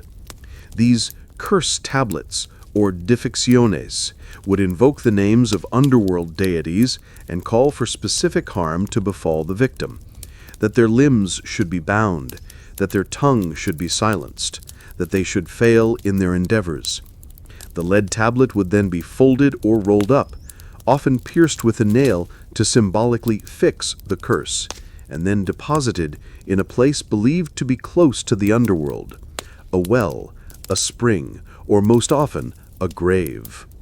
This brings us to another deep Roman anxiety, the fear of the dead. While the spirits of one's own ancestors, the lares, were benevolent protectors, the ghosts of those who had died improperly, the unburied, the murdered, the prematurely deceased, were a source of terror. These were the lemures, or larvae, angry, restless spirits who could return to haunt the living. Each year in May, the Romans observed the festival of the Lemuria, a 3-day ritual to placate and expel these ghosts. The head of the household would rise at midnight, and while making a special sign with his hands to ward off the spirits, he would walk barefoot through the house. He would wash his hands and then take black beans into his mouth, spitting them out as he walked and saying 9 times, "With these beans I redeem me and mine." And then he would clash bronze pots together and command the spirits to leave. This was a serious annual exorcism of the family home. Superstition infused every part of life. Certain numbers were considered unlucky. Sneezing at the wrong moment could be a bad omen. Spilling wine was a sign of misfortune that had to be immediately countered by a prayer. This world of folk belief was the other side of the Roman spiritual coin. It was a darker, more fearful, and more personal world than the bright civic religion of the Forum. It addressed the anxieties of daily life, the fear of envy, the desire for revenge, the terror of sickness, and the dread of the unquiet dead. It was a set of tools, of charms and curses and rituals for navigating a world that felt full of invisible dangers. Theater gladiators, and the need for spectacle. The Roman state understood a fundamental truth about managing a massive, restless urban population. They needed to be entertained. The policy of bread and circuses was not just about providing food, it was about providing spectacular, thrilling, and often brutal public diversions. These games, or ludi, were a central part of Roman life, a way to display the power of the emperor, to celebrate military victories, and to provide a cathartic release for the masses. Let us first visit the theater. The Roman theater, often a large semicircular stone structure, was a place for more refined entertainment. The audience would watch plays, most often comedies by playwrights like Plautus and Terence, or tragedies adapted from Greek originals. The actors, who were usually slaves or freedmen, wore elaborate masks to denote their character, a frowning mask for a tragic hero, a grinning one for a comic servant. These plays were often bawdy, filled with slapstick, mistaken identities, and stock characters that the audience would have recognized and loved. But for true, heart-pounding spectacle, a Roman would go to the amphitheater, and the greatest of them all was the Flavian amphitheater, which we know as the Colosseum. To approach this colossal structure was to be awed by the scale and power of Rome. Inside, a crowd of 50,000 people, seated according to social rank, would roar with anticipation. The day's events would often begin in the morning with the venaciones, the wild animal hunts. Exotic beasts from the furthest corners of the empire, lions from Africa, bears from Germany, tigers from the east, would be released into the arena. Skilled hunters, or bestiaries, would then fight and kill these animals in a display of courage and skill. It was a bloody demonstration of Rome's dominion over the natural world. In the middle of the day came the grim spectacle of the public executions. Condemned criminals, prisoners of war, and persecuted groups like the early Christians were led into the arena to face their death. They might be thrown to the wild animals, or forced to fight each other to the death, or executed in cruel and theatrical ways, sometimes as a reenactment of a famous myth. This was justice and deterrence as public theater, a brutal warning to anyone who would defy Roman authority. But the main event, the one the crowds truly craved, was the gladiatorial combat. The gladiators would enter the arena in a grand procession, saluting the emperor with the famous, if perhaps apocryphal words, "We who are about to die salute you." They were highly trained professional fighters, each specializing in a different type of armor and weaponry. The retiarius with his net and trident, the secutor with his helmet and sword, the thriax with his small shield and curved dagger. These fights were a brutal, deadly ballet. The crowd would follow every move, roaring its approval for a skillful blow, its disapproval for a sign of cowardice. When a gladiator was defeated and lay wounded on the sand, his fate often rested with the crowd. They could signal with their thumbs, the exact gesture is still debated, for him to be spared for fighting bravely, or for him to be killed. The most popular entertainment of all, however, was the chariot racing in the Circus Maximus. This was the Formula One of the ancient world. Vast crowds, sometimes 250,000 people, would pack into the huge stadium. They would be fiercely devoted to one of the 4 racing factions, the Reds, the Whites, the Blues, and the Greens, wearing their team's colors and screaming for their favorite charioteers. The races were incredibly dangerous, a thunderous spectacle of horses, speed, and spectacular crashes. These games were more than just entertainment. They were a social glue, a shared passion that united the city. They were a pressure valve, a way to channel the aggression and frustrations of the populace. And they were a constant, visceral reminder of the power of the emperor who provided them. They were the bloody, thrilling, and undeniable heartbeat of public life in Rome. The sounds of a Roman night. As the sun sets behind the Janiculum Hill, a profound change comes over the city of Rome. The character of the light changes, and with it the character of the sound. The relentless, deafening roar of the day's crowds gives way to a different, more nuanced, and, in some ways, more menacing soundscape. The Roman night is not silent. It is simply playing a different tune. The first sound of the evening is the sound of retreat. As darkness falls, the streets, which were so full of life, begin to empty. Respectable citizens hurry home. The shops and workshops are shuttered. The great public buildings are closed. To be out on the streets of Rome after dark is to be vulnerable. The city's watchmen, the vigiles, patrol the main thoroughfares, their footsteps and the clatter of their equipment a reassuring sound in the gloom. But the narrow, unlit alleyways are the domain of thieves, muggers, and brawling drunks. From the shuttered windows of the insulae, new sounds emerge. The sound of a family argument, the crying of a child being put to bed, the soft notes of a flute being played in a quiet moment. From the villas of the wealthy, one might hear the sounds of a late-night banquet, the murmur of conversation, the strains of a lyre, and bursts of laughter, all spilling out into the quiet night. But the most dominant sound of the early night is one that was forbidden during the day, the sound of wheeled carts. By law, the heavy supply wagons and carts were banned from the city streets during daylight hours to prevent impossible traffic jams.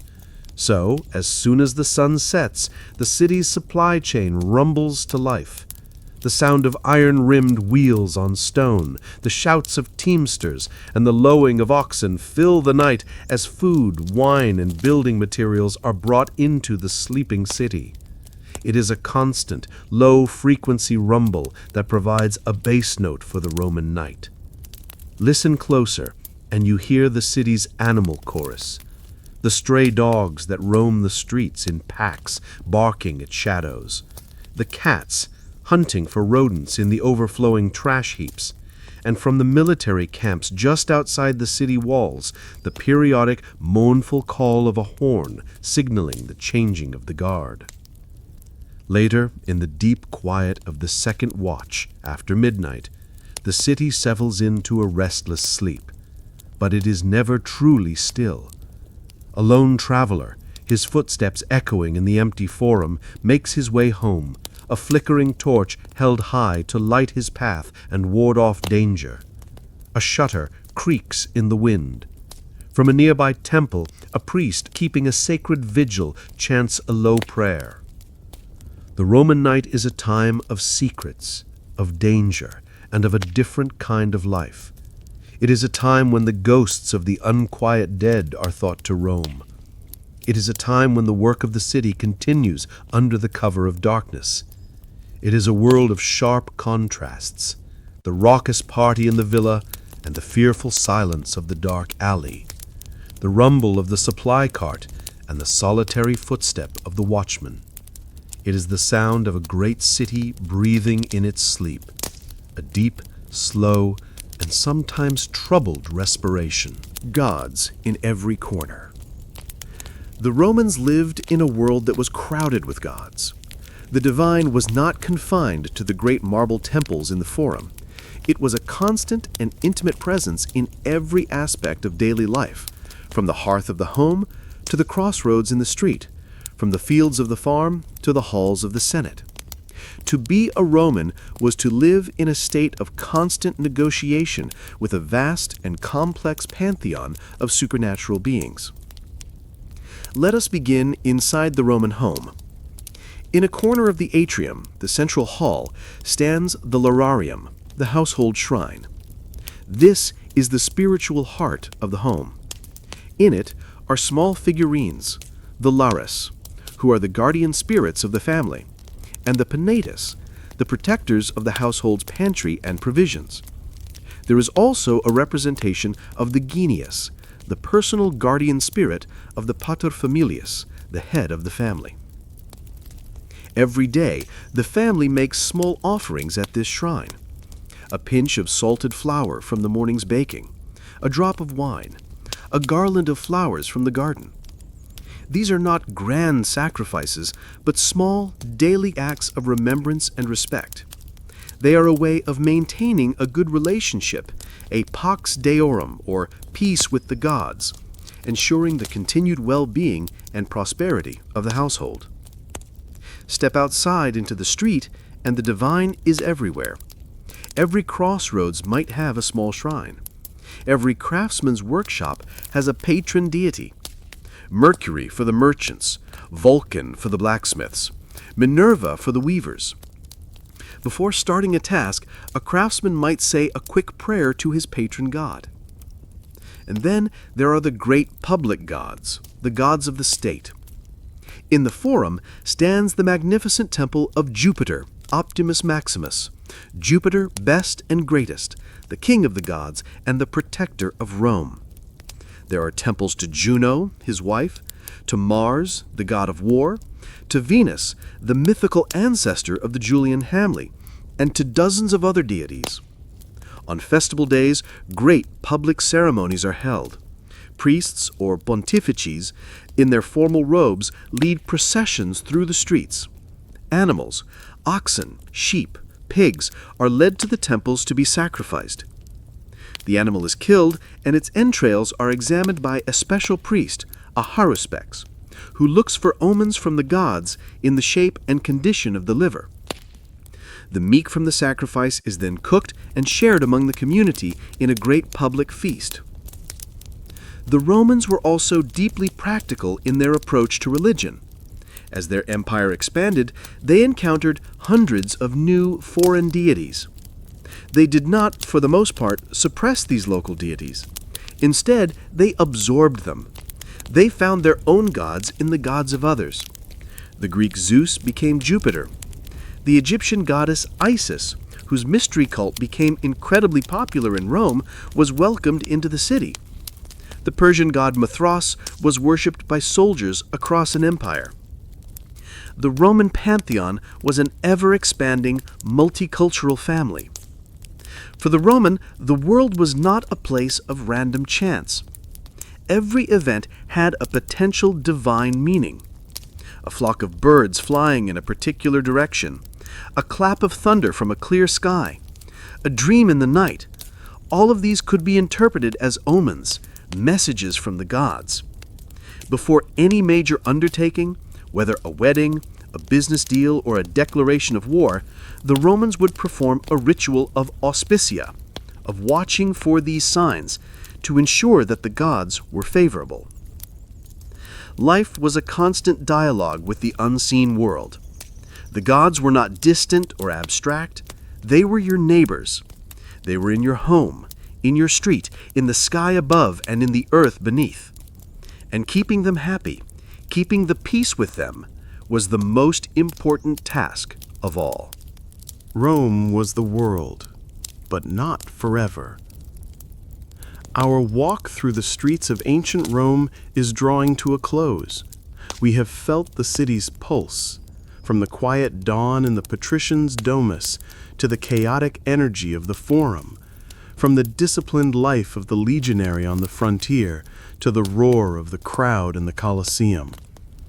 We have experienced a world at the peak of its power, a civilization that seemed, to its own people, to be as permanent and as eternal as the stone from which it was built. For a Roman citizen living in the 2nd century under the rule of an emperor like Hadrian or Antoninus Pius, the world was a settled and ordered place. The empire stretched from the rain-swept hills of Scotland to the sun-scorched deserts of Mesopotamia. The Mediterranean Sea was a Roman lake. its waters free of pirates, its trade routes secure. A single currency was used, a single system of law was applied, and a vast network of roads connected it all. To be a Roman was to be a citizen of the world, or rather, a citizen of the only world that mattered. This feeling of permanence, of eternal golden age, would have been an unspoken assumption of daily life. The temples, the aqueducts, the great public buildings, they were built to last forever. The empire had endured for centuries. It had conquered all its major rivals, and its continued existence seemed to be a law of nature. But as we stand here, in the quiet of our own time, we know the end of the story. We know that this magnificent, complex, and powerful civilization was not in fact eternal. The seeds of its decline were already being sown even at its height. Outside the fortified frontiers, new peoples were gathering, migrating, and growing in strength. The economic pressures of maintaining such a vast army and bureaucracy were beginning to strain the imperial treasury. The political stability provided by a succession of good emperors would eventually give way to civil war and instability. A series of devastating plagues would weaken the population, and a new religion, born in a small, troublesome province of the East, was quietly spreading, offering a different vision of God and a different kind of eternal life. The Roman at the center of the world could not see these things. They saw only the power, the glory, and the seemingly unshakable order of their world. They believed their torch would burn forever. And in a way, it has. The language they spoke, Latin, became the root of many modern tongues. The laws they codified became the foundation of Western legal systems. The engineering they perfected can still be seen in the aqueducts and roads that crisscross Europe. The ideas they debated, of republic, of empire, of civic duty, still echo in our own political discourse. Rome did not simply vanish. It transformed, it crumbled, it was absorbed, and its legacy became a part of the DNA of the world that followed. So let us end our journey here, in a moment of quiet reflection. We have walked with the Romans, we have seen their world through their eyes. We have understood their triumphs and their cruelties, their magnificent achievements, and their simple daily struggles. The great city now sleeps, and the torch it held so high flickers. But for this one long, glorious moment in human history, it burned with a light so bright that it illuminated the entire known world, and we can still, if we listen closely, feel its warmth. Thank you for joining us. May your rest be peaceful, and your dreams be filled with the quiet grandeur of the past.